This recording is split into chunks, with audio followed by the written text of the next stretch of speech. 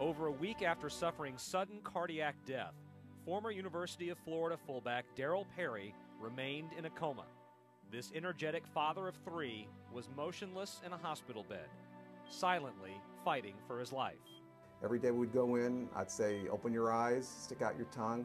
I saw nothing, and the seizures were eventually brought under control with medication, but he clinically showed no improvement. Then on about day 11, I walked in and said my usual, open your eyes, and he opened them. I was in the hallway. I'd step out in the hallway, and one of his favorite nurses, Missy, was in there with him. She was in there saying, "Darryl, can you hear me?" And it's as if he nodded his head. And she said, "I'm Missy, can you say Missy?" And he mouthed Missy. And by this time, I'd run over to the other side of his bed. And she said, "Who's that beautiful woman standing on the other side of you?" And he turned over and he looked and he said, "I love you." I was just, he had started opening his eyes, but one of the things I had asked God for was, I really need him to tell me he loves me. Yeah. By then everybody's running in. The nurses, they called for the doctor. So they wanted to know where his cognition was. So they started asking him, how many kids do you have? He remembered the kids, he remembered their names, their ages. And it was just clear that every part of his brain, even though it wasn't functioning at maximum ability, every part, there was something still there. So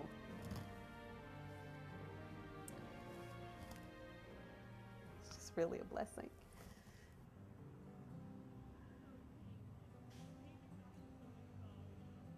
Today, Darryl Perry's life is a constant challenge, but he attacks each day with the same vigor he once displayed on the field. How are you feeling today? Good. Good. You're not tired after that long weekend? No. Okay, good. My body does not belong to me. So if God wants to do anything to the body, he can. Let me try. Oh, okay. Okay. Go ahead.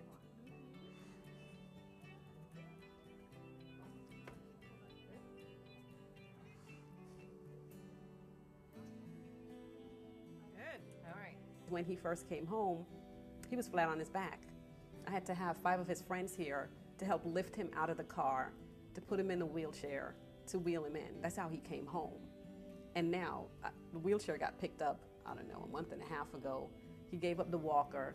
So every day, I don't see the progress every day because I'm here every day, but I can look back from where he was and see where he is. You did over 100, my goodness. Yes, you got almost 105 pounds. Wow. From good. From 70, yes, from 71 that he was back in October the 20th. Good, excellent. Typically, before hypothermia, you see most of your improvement after cardiac arrest about 6 months or so. However, he is continuing, weekly he is showing gains and gains and gains.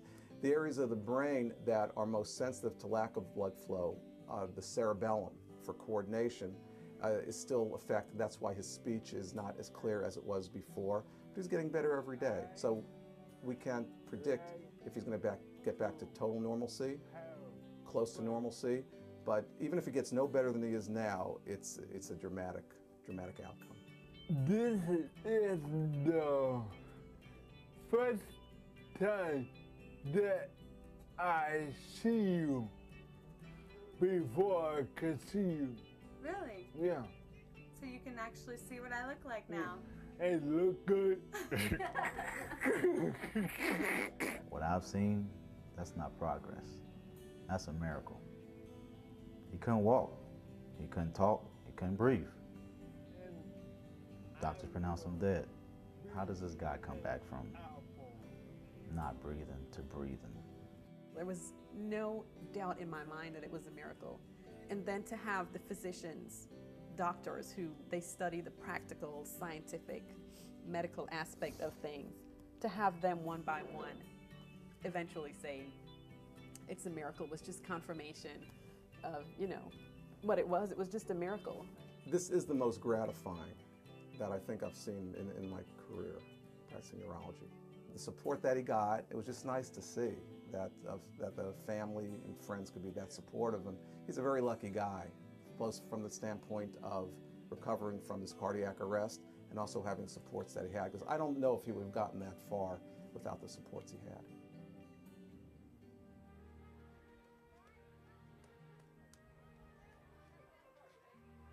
Some things haven't changed. Darryl still keeps a busy schedule. He maintains an active family life, still coaches his son's baseball team, and his positive attitude is still contagious.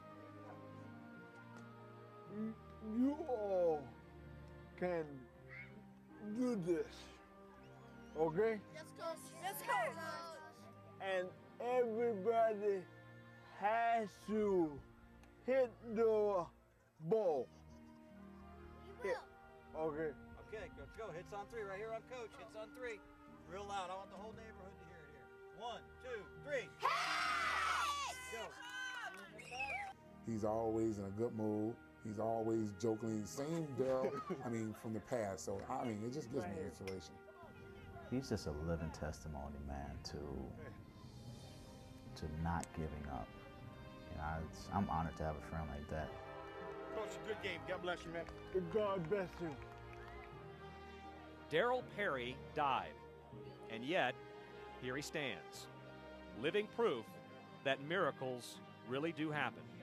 One thing that we realized early on is it's not a story about us. No. It's not about us. It's not about Darryl physically having gone through this. It's not about our family physically having to go through this.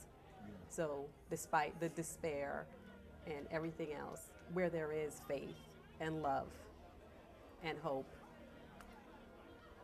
anything's possible.